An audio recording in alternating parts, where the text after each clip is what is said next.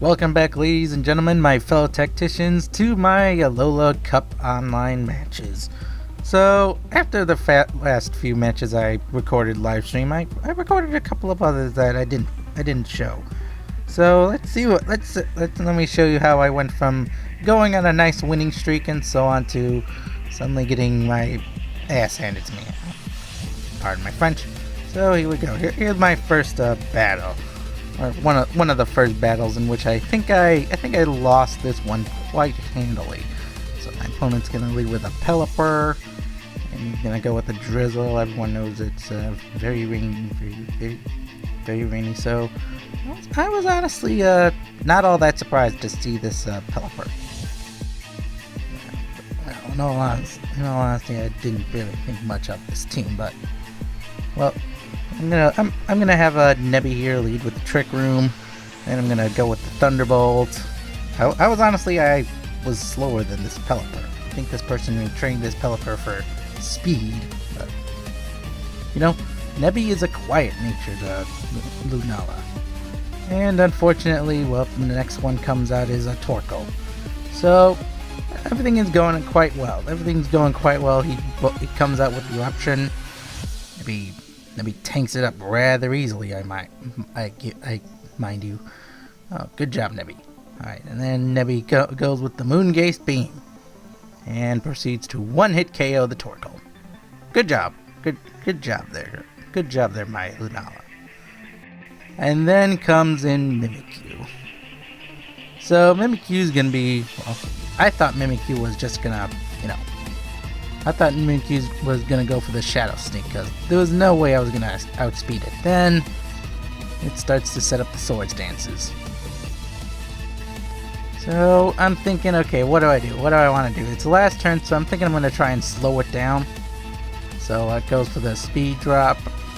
Unfortunately, the Disguise gets busted, so at least the Disguise is busted. The free substitute is down. But it sets up another Swords Dance, and so I'm thinking, oh crap, this ain't gonna be good. And not only did I lose the Speed War, because he's slower now. I mean, Brienna here takes up the attack, but still, this thing is outspeeding me, and it is starting to do some massive damage to me. I mean, that was a play rough, and yep, there's the Shadow Sneak. So yeah. There's nothing really I can do here on that now. I really should have just gone with the attack with Nebby. So here comes Barin. I'm thinking, okay, Barin may be able to withstand one attack. I'm thinking maybe he can withstand an attack. But unfortunately, no, he cannot. And so I proceed to get swept by this guy, yeah. I know he's got the Shadow Sneak. Lunala can't outspeed it. If it didn't have the Shadow Sneak, I'd probably have a chance to win, but with the Shadow Sneak, there's nothing I can do to stop this guy.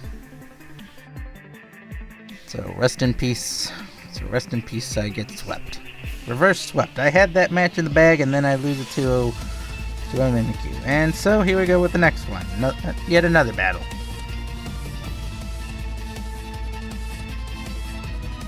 So, this person, Luca, I think I also lost to this guy. I forget, honestly. I forget if I lost to this guy or not. I think I recorded these matches at like 2 a.m. or something. So here we go. We're going with the Shadow Claw. Nebby tanks it up pretty well because of its ability. And I set up the Trick Room. So, already I'm thinking, okay. I think maybe I can have a chance with this, but I pull Nebby out and send in Brienna again. Because, I'm thinking, okay, I'll take up the physical damages, and boom, I take up the physical damage. So that's pretty good right there. Nice job. Nice job, Brienna. He pulls back his Mimikyu, doesn't want to risk losing it, and so out comes Alola Ninetales. This Snow Warning hidden ability. That is a very pretty Ninetales. I think I'm going to try and train my own, as soon as I can find one. So I bust out the Earthquake. I'm thinking, okay, not bad. Some good damage. He took some serious damage. But the snow is starting to get to me now. So bam. Down goes the Ninetales. That's one down. Nebby is at weak, but I'm still going strong. My team is still going strong. And then out comes the Mimikyu. So I'm thinking, okay, I need to deal with this thing. I don't want to get swept by a Mimikyu again. So Mimikyu disguise is busted. But then it gets the free Swords Dance. I'm like, oh no, you are not getting this Swords Dance up. You're not getting that Swords Dance up, man. I let you get it once. I'm not gonna be swept again. Thinking, how do I want to do this? But then I forget that the Trick Room ran out. But I had enough defenses. I had enough of a defense to survive that hit. So I'm thinking, okay, one heavy slam should do it. Yes, that takes care of the crit. The crit mattered. The crit definitely mattered there. Actually, I think the crit did matter there. So that's 2 down. So far, my lovely little Brienna is currently holding her own. She's taken down 2 by herself, and now out comes the Tapu Koko. So I'm like, oh crap! I'm not gonna outspeed this thing, and I cannot outspeed it. In fact, I think the Trick Room ran out. Oh, but wait, I don't think I did use Trick Room. Either way, I did not have enough to survive. So out comes the Thunderbolt. Nebby tanks it like a boss, and we get the Trick Room established. And so here comes the stalling part. So Tapu Koko goes for the protect. Tapu Koko defends against the Moon-Gaze Beam. I'm thinking, okay, this thing gotta have some. I gotta knock this thing out fast. And so Nebby comes out with the Moon-Gaze Beam. Turns out Tapu Koko tanks it rather well. Unfortunately, poor Nebby did not survive. So out comes Juliet.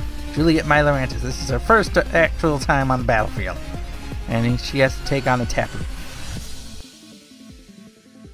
So Tapu Koko continues to defend. I'm like, okay, can't do it. Can't use its can't protect. It goes for the double protect. I'm like, shit. It's just me, or does double protect seem to work more often? But the Trick Room runs out. So now Juliet is running out of steam. And Tapu Koko knows Roost. So already this is not looking good. But she still has her Leaf Blade, and it just barely misses the KO. And so I gotta tank it. Can she tank it? She tanks it like a boss and clutches the victory with the Leaf Blade. Well done, Juliet. This team is definitely working out wonders, even though I'm losing. Even though I'm definitely losing a lot of matches, I'm definitely getting a lot of, nice KOs in and nice battles, even if I do lose them. So here's someone from, I think, maybe Japan or something. I don't know. I can't read their name. So they're going to leave with the Garchomp.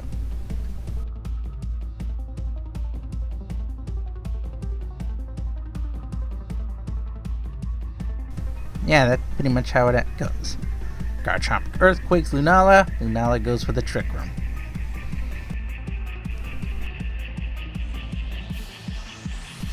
And so out comes the Moon-Gaze Beam. And I'm thinking, okay, I can take this. I think I can take this Garchomp, even with a very weakened Nebby. And out comes the Outrage.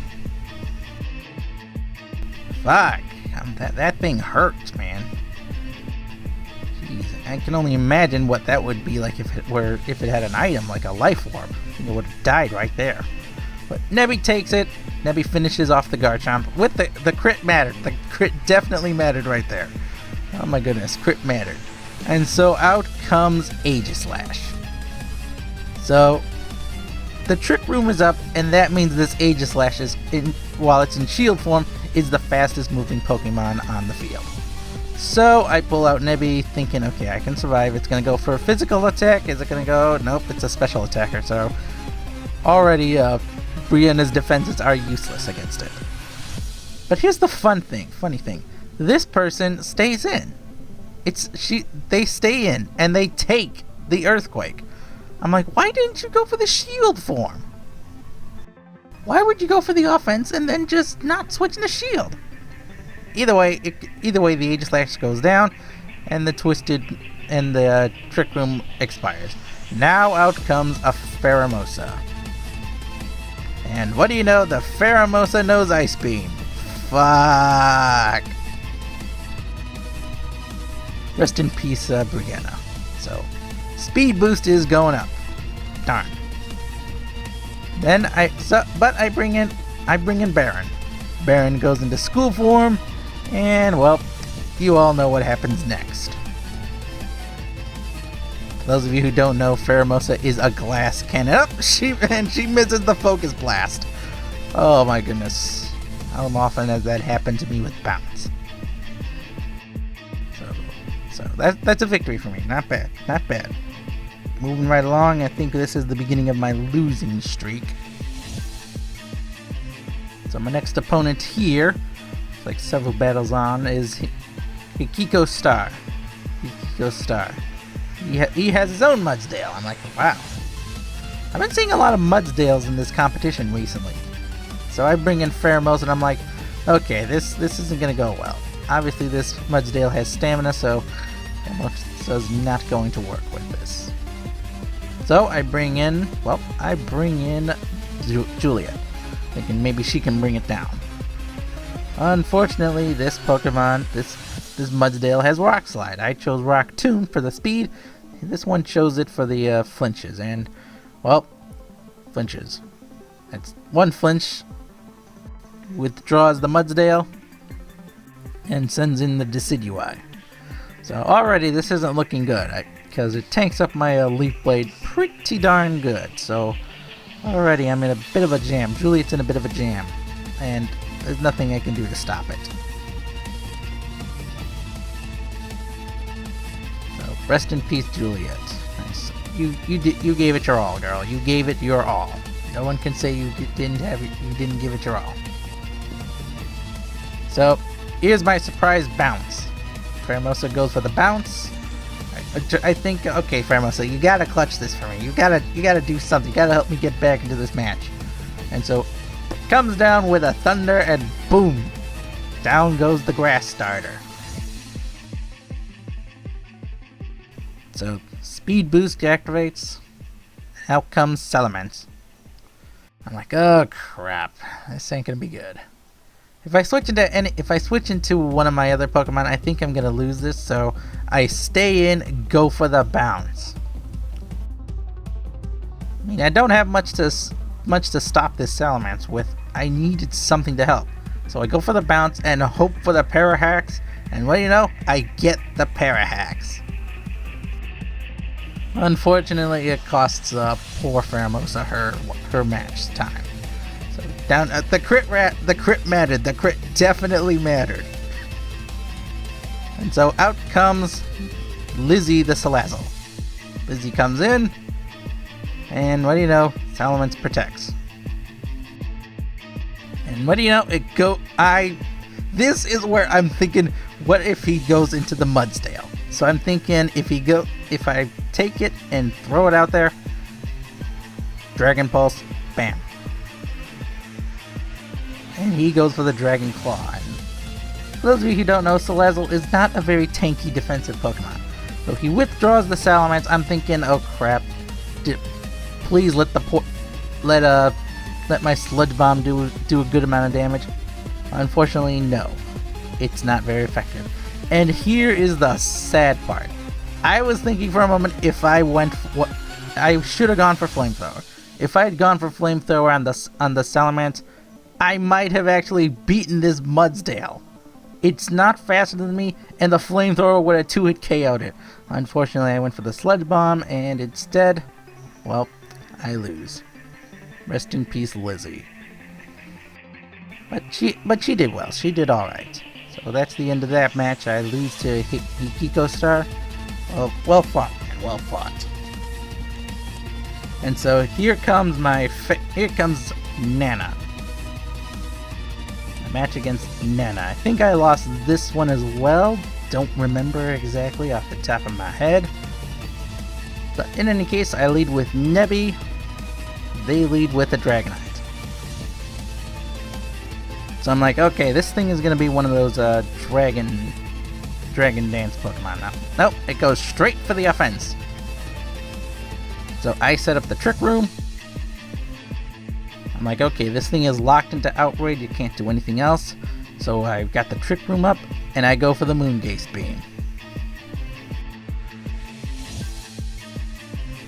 So everyone knows how this goes. Moongaze Beam into Dragonite. Dragonite survives. Out comes the Outrage, and Nebby barely survives. So I go for a second Moongaze Beam, thinking maybe they'll switch out. They don't switch out, so that's a fainted Dragonite. This guy had a lot of legendaries on his team, or at least legendary status Pokemon. So out come the Zucatri, another Ultra Beast. So I'm like, okay, I'm still faster, so I go for a third Moongaze Beam, thinking, come on, Nebby, you can do this. Turns out you barely couldn't, and it goes for the Thunderbolt. So instantly, there's no way Nebby could have survived that. But Nebby did a lot of work, and here comes the Beast Boost for Circuitry, increasing special attack. So now it's Brienna's turn. Brienna comes out, staring down an Ultra Beast. And instantly KOs the Ultra Beast. Because, it was pretty much gonna go down after one hit.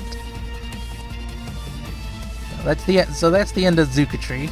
And the Trick Room is now gone. And out comes Lunala, my opponent's Lunala. So I'm like, crap, I need this thing to move slow. So I'm thinking, okay, just go for the Rock Tomb. It's my best chance to slow it down. Unfortunately, it's not enough damage to really take it down. So poor Brienna, she could not stop this Lunala. And so I'm thinking, okay, this thing so far only used whatchamacallit. It's only used Ice Beam. It might not have Thunderbolt. Maybe it will, and what do you know? It knows Thunderbolt. So I'm not the only person who uses a Thunderbolt Lunala. So I'm thinking, okay, I gotta try to sustain my health a little bit, so I go for the Aqua Wing. Unfortunately, this match was pretty much over with, because there's no way I can survive a Thunderbolt. Or second Thunderbolt. I needed to go on the offense to have a chance, but I'm moving too slow. There's no way I'm gonna beat this Lunala. It's over.